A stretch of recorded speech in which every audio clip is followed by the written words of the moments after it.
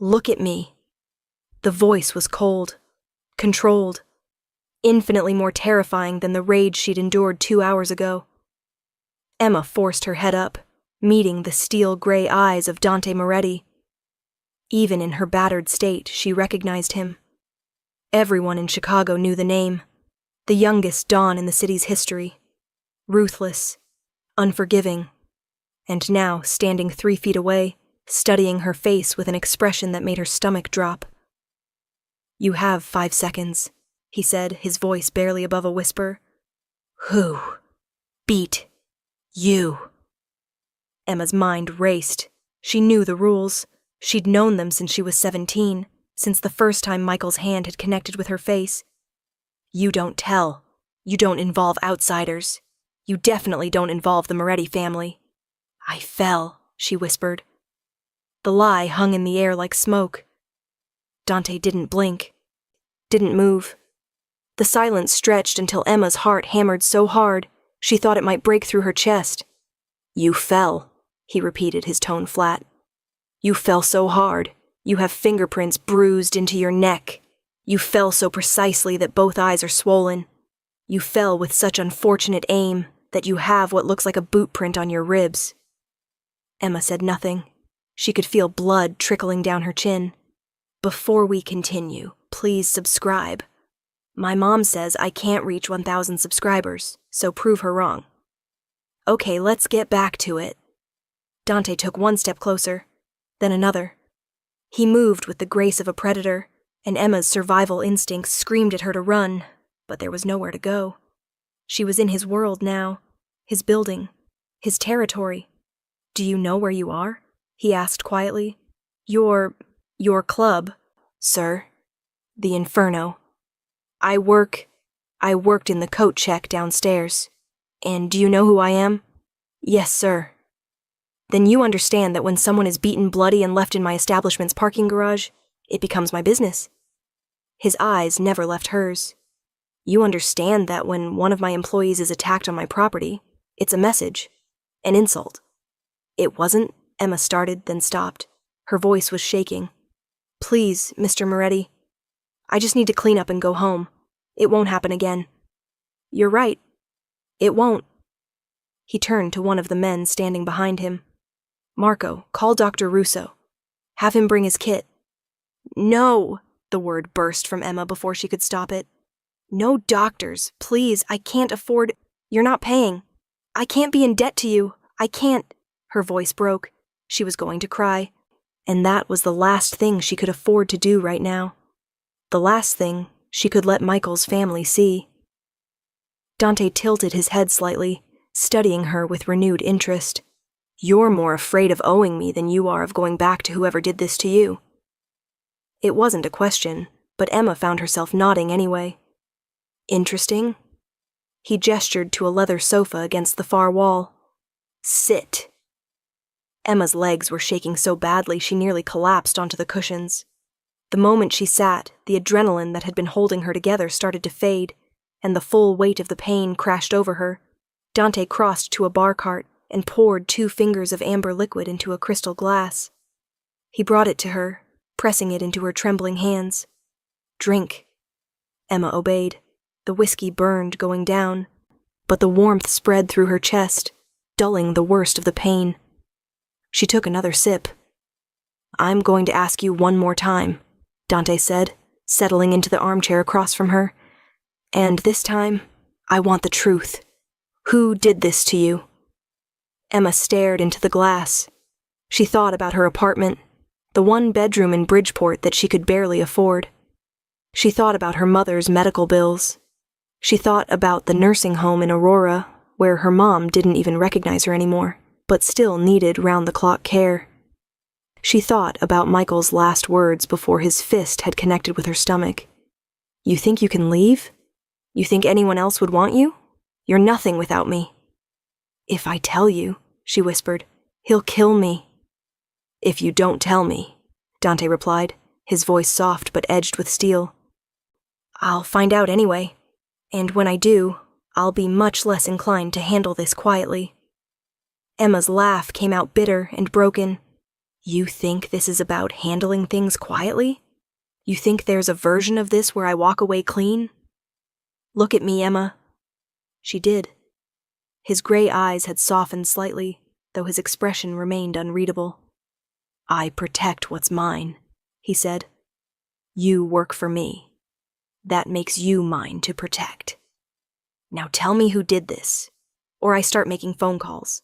And by morning, every man in this city who's ever looked at you wrong will be in a basement answering questions. The threat should have terrified her. Instead, something warm unfurled in Emma's chest. When was the last time anyone had wanted to protect her? When was the last time someone had looked at her bruises with anger instead of indifference? Your brother, she said quietly. Michael Moretti. The temperature in the room dropped 10 degrees. Dante's expression didn't change, but something flickered behind his eyes. Something dark and dangerous. My brother, he repeated.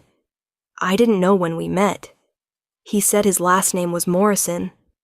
We dated for 6 months before I found out who he really was, and by then, Emma's voice cracked, by then it was too late. He said if I tried to leave, he'd have my mother move to a state facility. He said he'd make sure I lost my apartment. He said no one would believe me anyway, because I was nobody, and he was a Moretti. Dante stood, walking to the window that overlooked the Chicago skyline. He stood there for a long moment, his hands clasped behind his back. How long? He asked. 3 years. And tonight? Emma swallowed hard. I told him I was leaving. I'd saved enough money for first and last month's rent on a new place. My mom's care is covered for the next 6 months through her insurance. I thought I could finally get out. Where is he now? I don't know. After she gestured vaguely at her face. He left. Said he was going to his poker game on the south side. Said when I got done being dramatic, I should be at his apartment with dinner ready. Dante pulled his phone from his pocket, typing rapidly. Within seconds it buzzed with a response. He read it, his jaw tightening almost imperceptibly. He's not at his poker game. Emma's stomach twisted. He knew I'd come here. I work here. It's the only place I had to go. He probably thought I'd turn you away, Dante finished. He thought I'd side with blood over justice. Won't you? Dante turned from the window, and the look in his eyes made Emma's breath catch. There was fury there, yes, but also something else. Something that looked almost like regret. My father built this family on loyalty, he said quietly, but he also built it on respect. Michael has shown you none. He's used our name to terrorize you. He's beaten you on my property. He crossed back to where she sat, crouching down so they were eye level. That ends tonight. A knock at the door interrupted them. An older man with silver hair entered, carrying a black medical bag. He took one look at Emma, and his expression shifted to professional concern. Dr. Russo, Dante said, standing. Make sure she's all right. X-rays, if you think anything's broken.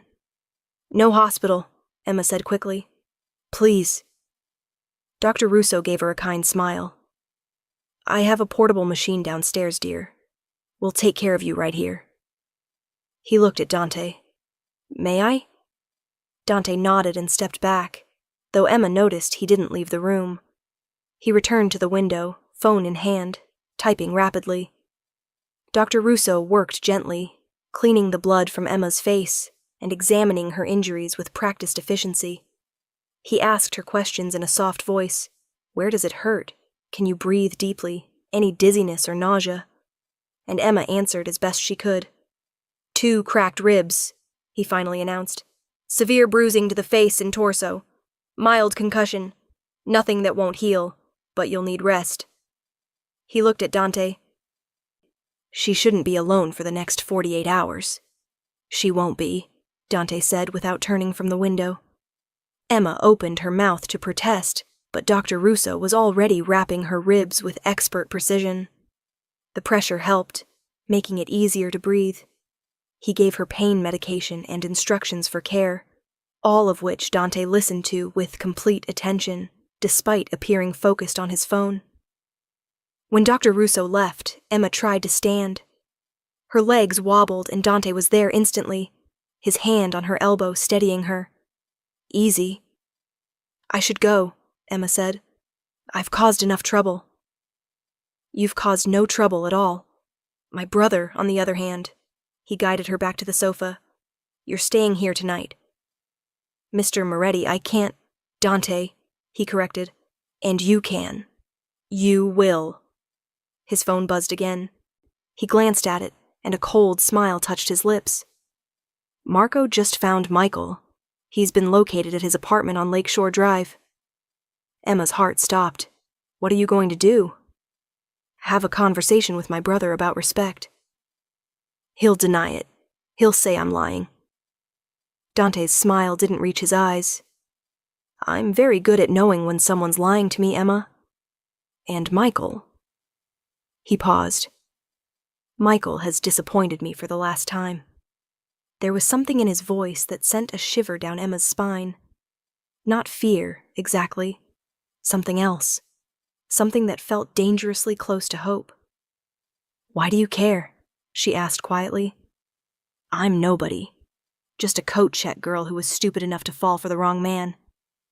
Dante turned to face her fully, and for the first time since she'd met him, his expression softened completely. Do you know why I built the Inferno? He asked. Emma shook her head. My mother, he said. She worked as a cocktail waitress when my father met her. One night, the owner of the club where she worked put his hands on her. She told my father, and my father handled it. But afterwards, he said to me, Dante, when you're in a position of power, you protect the people under you, always, because the moment you stop protecting them, you lose the right to lead them. He moved closer, crouching down in front of her again. You work for me, Emma. That means you're under my protection, and I take that responsibility very seriously. Emma felt tears burning behind her eyes. I don't want anyone to get hurt because of me. My brother hurt you, Dante said simply. That has consequences. His phone rang. He answered it, listening for a moment before his expression darkened. Bring him in, he said. No, not the usual place. The private room at Russo's restaurant. And make sure he's presentable. I don't want to traumatize the staff. He ended the call and looked at Emma. Michael will be here within the hour. I want you to stay in the bedroom through there. He gestured to a door on the far side of the room. Lock it. Don't come out until I come for you. Dante. Emma. His voice was firm. Trust me. Please. And somehow, impossibly, she did. The bedroom was larger than her entire apartment, decorated in dark woods and cream linens. Emma locked the door as instructed and sank onto the bed, every muscle in her body screaming. The pain medication was starting to work, making everything feel slightly distant and fuzzy. She must have dozed off because she woke to the sound of raised voices coming through the door. She couldn't make out words, but she recognized Michael's voice, that particular pitch he got when he was angry and trying to control it. Then Dante's voice, cold and level, still too quiet to hear clearly. The sound of something breaking. Glass, maybe. Then silence. Long, horrible silence that stretched until Emma's nerves were screaming. Finally, a soft knock at the door. Emma? It's safe. You can come out. She unlocked the door with shaking hands. Dante stood in the doorway, his shirt slightly rumpled, but otherwise unmarked. Behind him, the penthouse looked normal. No signs of violence. No blood. Where is he? Emma whispered. Gone. Gone where? Dante's expression was unreadable. Somewhere he won't hurt you again. That's all you need to know. Emma's knees went weak. Dante caught her, his arms steady and sure. He's alive, Dante said quietly. For now. But he's no longer welcome in this city. By morning, he'll be on a plane to our operations in Sicily. He'll stay there indefinitely. His gray eyes met hers. He won't be coming back, Emma. Ever. But he's your brother. And you're under my protection. Dante's jaw tightened. I told him he had a choice. Leave voluntarily and maintain some dignity, or I make it public why he's being exiled. He chose to leave, quietly. Emma's head was spinning. I don't understand. You barely know me. Why would you— Because it's the right thing to do, Dante said simply. Because every person deserves to feel safe. And because— He paused, something uncertain crossing his features. Because when I saw you bleeding in my parking garage, something in me broke. The thought of anyone laying hands on you, treating you as if you were disposable. His voice dropped. I haven't felt protective rage like that in a very long time. Emma stared at him, this dangerous man with his tailored suit and cold eyes, who had just exiled his own brother for her. This man who was looking at her now like she was something precious, something worth protecting. I don't know what to say, she whispered. Say you'll let me make sure you're safe. Say you'll let Marco drive you to get your things from wherever you've been staying. Say you'll accept my help finding a new apartment in a building with actual security. He reached up slowly, telegraphing his movement, and gently tucked a strand of hair behind her ear. Say you'll have dinner with me once you've healed, somewhere public, somewhere you feel safe. Emma's breath caught. You're asking me on a date? I'm asking for a chance to show you that not all Morettis are monsters. A slight smile touched his lips. Though I understand if you'd rather not. You've certainly earned the right to never want to see this family again. Emma thought about the past 3 years. The fear. The isolation. The way Michael had systematically cut her off from everyone who cared about her until she had no one left. The way he'd made her feel small and worthless and trapped. Then she looked at Dante. At the way he'd crouched down to speak to her at eye level. The way he'd believed her without question. The way he'd chosen justice over blood. Okay, she said softly. Dante's eyebrows rose slightly. Okay? Okay to all of it. The help with my things. The apartment. She felt heat rise in her cheeks. The dinner. The smile that spread across Dante's face transformed him. For just a moment, he didn't look like a mafia boss. He looked like a man who'd been given an unexpected gift. Good, he said quietly. That's good. They stood there for a long moment, neither moving. Then Dante cleared his throat. You should rest.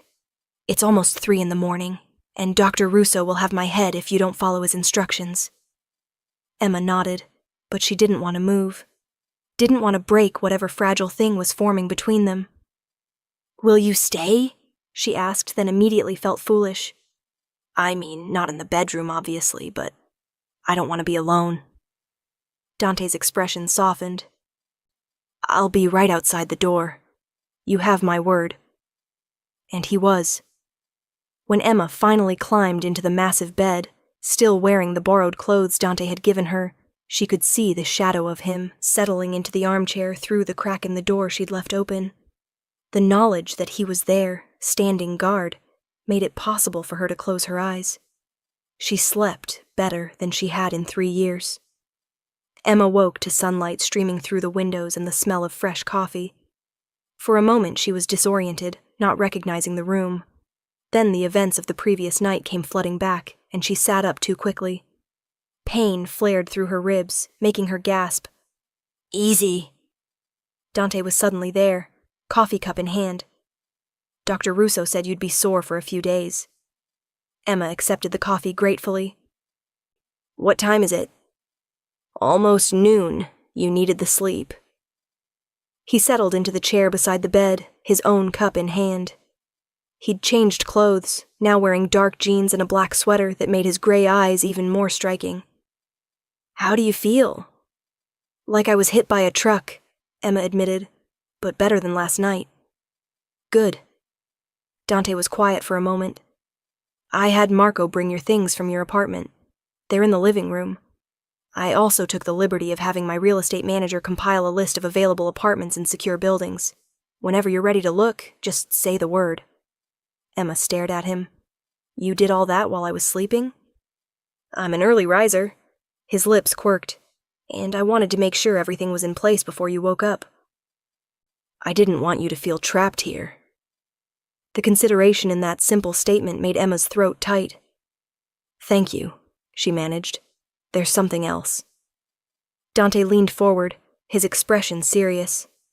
Michael signed papers this morning, official documents severing his ties to the family business and acknowledging his voluntary exile. He also signed over his apartment to you. Emma nearly dropped her coffee. What? Consider it payment for 3 years of abuse, Dante said, his voice hard. The apartment is worth about $2 million. You can sell it, keep it, do whatever you want with it. But it's yours now, free and clear. I can't accept. You can, and you will. Dante's tone left no room for argument. Michael owed you far more than an apartment. This is the least he can do to make amends. Emma's mind was reeling. $2 million. Roughly. Dante stood, setting his coffee down. Marco will handle the paperwork. You don't have to do anything but sign. He moved toward the door, then paused. I'll give you some privacy to get dressed. There are clothes in the closet that should fit. Take your time. Dante? He turned back. Why are you being so kind to me? He was quiet for a long moment, his gray eyes searching her face. Because you deserve kindness, he said finally. Because you survived 3 years of hell, and you're still brave enough to ask for help when you need it. And because... He hesitated. Because I think you might be the first genuinely good person I've met in a very long time. He left before Emma could respond, closing the door softly behind him. She sat there for a long time, holding her coffee, trying to process everything that had happened in the past 12 hours. Her life had been turned completely upside down. Michael was gone. She had an apartment worth millions. And Dante Moretti, the most dangerous man in Chicago, was looking at her like she hung the moon. It was terrifying and exhilarating and completely, utterly overwhelming. Emma forced herself out of bed, moving slowly to avoid aggravating her ribs. The closet Dante had mentioned was a walk-in, and it was full of women's clothes. All in her size, she realized with surprise. All with the tags still on. She chose simple jeans and a soft blue sweater, dressing carefully. Her face in the mirror was a mess. Both eyes were black and blue now. Her lip was split, and there were finger-shaped bruises on her neck. But underneath the damage, she could see something new in her expression. Hope. The next 3 weeks passed in a blur. Emma moved into Michael's, her apartment, with help from Marco, who turned out to be surprisingly funny for someone who looked like he could break a man in half. The apartment was beautiful, but full of Michael's things, so Emma hired an estate sale company to clear it out. She kept nothing of his. Dante called every day. Sometimes it was just to check in, make sure she was healing. Other times they talked for hours.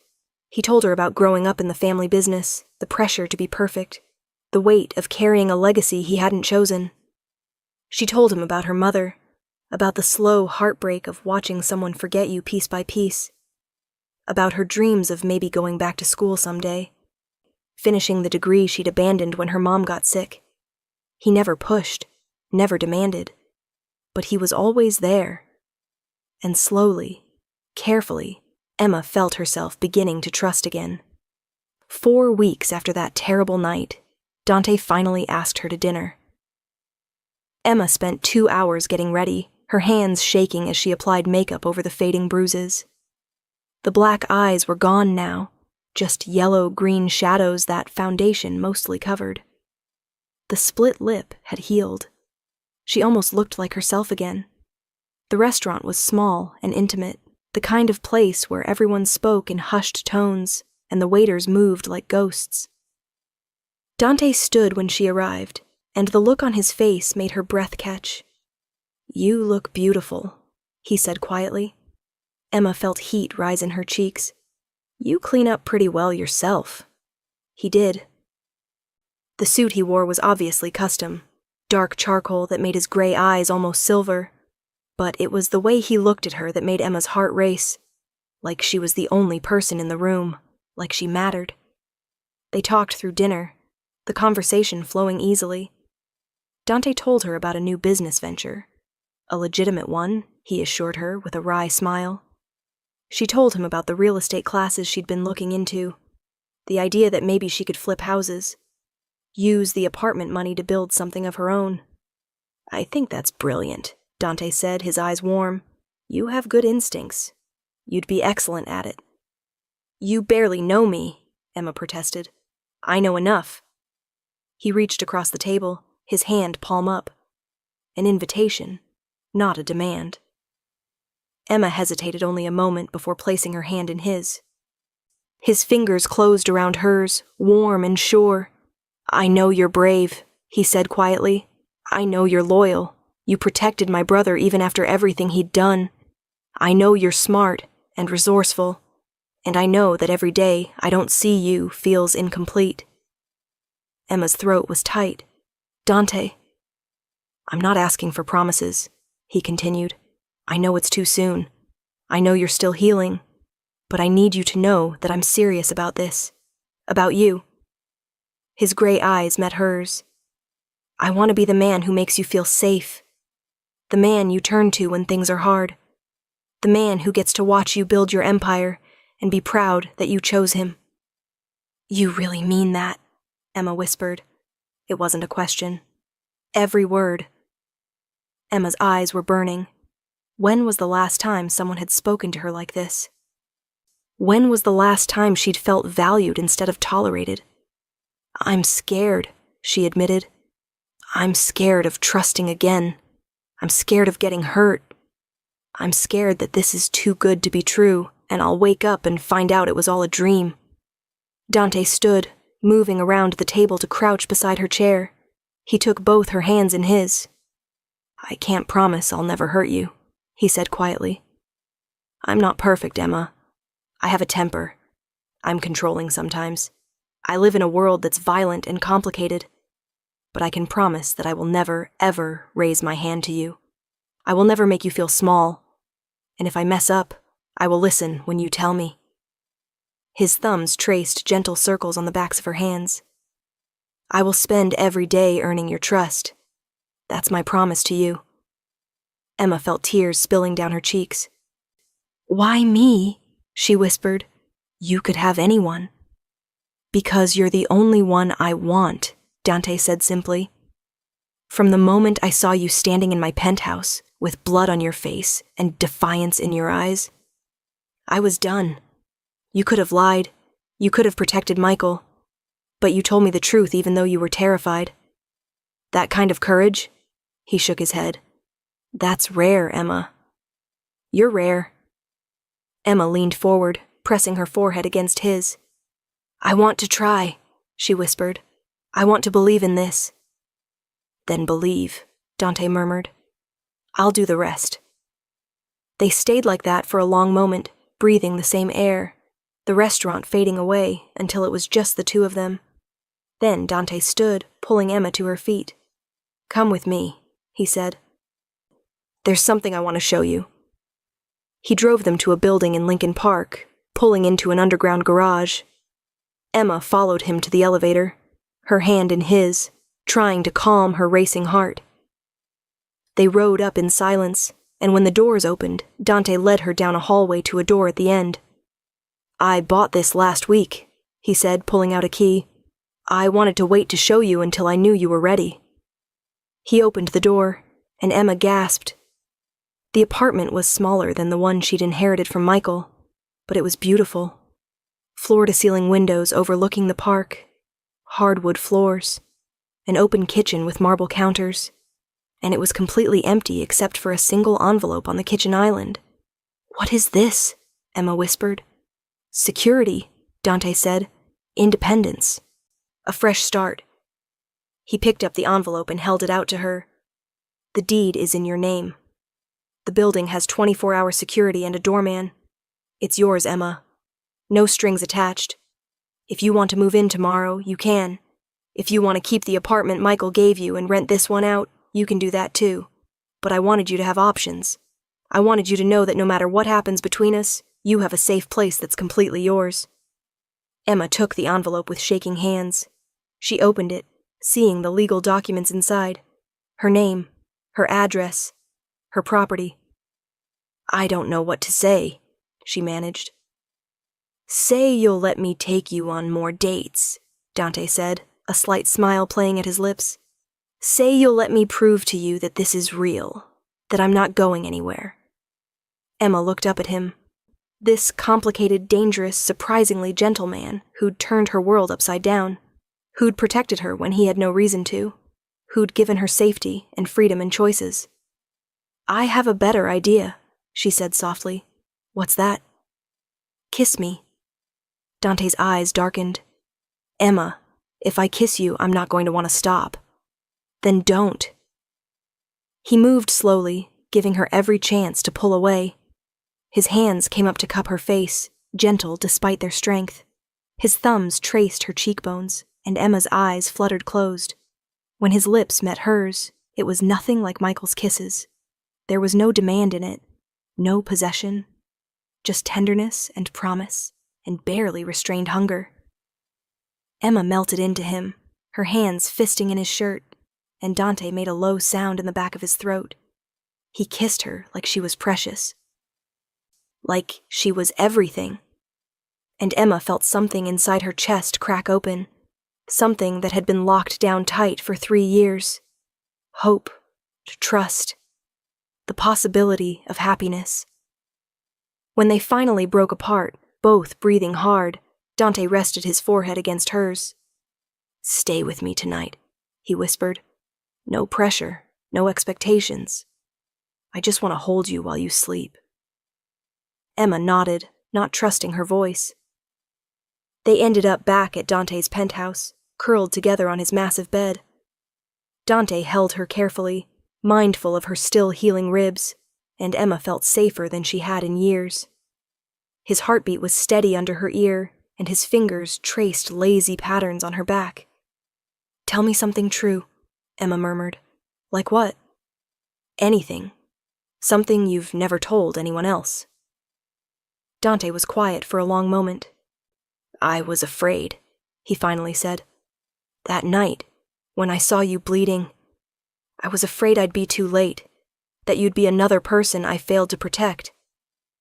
His arms tightened around her. I can't fail you, Emma. I won't survive it. Emma's eyes burned. She tilted her head up, pressing a kiss to his jaw. You didn't fail me? You saved me? We saved each other, Dante corrected quietly, and as Emma drifted off to sleep, she thought maybe he was right. Maybe that was what love was supposed to be. Not one person rescuing another, but 2 people choosing each other, protecting each other, building something new together from the ashes of what came before. 6 months later, Emma stood in the living room of her Lincoln Park apartment, the one Dante had given her, though she'd long since stopped thinking of it as his gift and started thinking of it as home.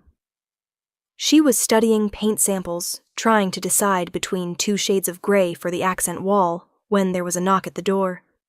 She opened it to find Dante holding a bottle of wine and looking uncharacteristically nervous. Hi, she said, smiling. I thought you had that meeting with your accountant? I did. It ran short. He stepped inside, setting the wine down. I wanted to see you. Emma moved into his arms automatically, breathing in the familiar scent of his cologne. Good meeting? Productive. He pulled back slightly, his gray eyes searching her face. Walk with me? Of course. They walked to the park, hand in hand, the early evening sun casting everything in gold. Emma had learned Dante's silences over the past months. This one was weighted, important. Finally, he led her to a bench overlooking the pond and pulled her down beside him. I need to tell you something, he said. Emma's stomach clenched. Okay? My father called this morning. Dante's expression was carefully neutral. He's officially retiring. The family voted, and I'm taking over as the head of the entire operation. Not just Chicago. Everything. Emma squeezed his hand. That's huge. How do you feel? Terrified, Dante admitted. It's everything I've been working toward, but it's also... He trailed off. It's dangerous, Emma. More dangerous than what I've been doing. There will be threats. Attempts on my life. People who want to use my weaknesses against me. I understand, Emma said quietly, though her heart was pounding. They'd talked about this possibility. She'd known what she was getting into when she'd chosen to be with him. No, you don't. Dante turned to face her fully. Because you're my weakness, Emma. You're the one thing in this world that could bring me to my knees. And every enemy I have will figure that out eventually. Emma felt cold despite the warm evening. Are you breaking up with me? What? No. Dante looked horrified. No, I'm asking you to marry me. Emma's brain short-circuited. You're what? Dante reached into his pocket and pulled out a small velvet box. He opened it, revealing a stunning diamond ring, simple and elegant. Exactly what Emma would have chosen for herself. I'm asking you to marry me, he repeated. I know it's fast. I know this life is complicated and dangerous, but I also know that I love you. I know that you make me want to be better, and I know that facing this future without you is unthinkable. His voice softened. Emma Collins, will you marry me? Will you let me protect you and stand beside you and build something real with you? Emma's hands were shaking. Tears were streaming down her face. You love me? Desperately, Dante said. I have since that first night. I just didn't want to scare you away by saying it. I love you too, Emma whispered. I think I have for months. I was just afraid to admit it. So is that a yes? Dante's voice was carefully controlled, but she could see the vulnerability in his eyes. Yes, Emma said. Yes, of course, yes. Dante's smile was blinding. He pulled the ring from the box and slid it onto her finger, his hands surprisingly steady.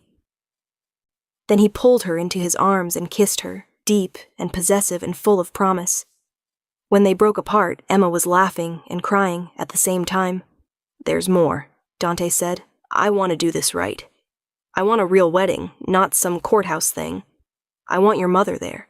I want my family there. I want everyone to know that you're mine and I'm yours. Emma's throat was tight. My mother doesn't remember me anymore. She might not remember you, Dante said gently, but she'll feel the love in that room. She'll see you happy. That matters. Emma threw her arms around his neck, and Dante held her close, rocking her gently.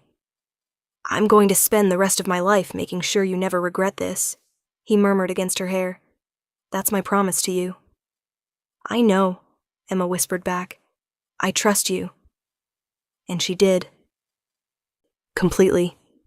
This man who'd avenged her when his own brother had hurt her, who'd given her safety and freedom and choices, who'd courted her patiently and shown her what real love looked like.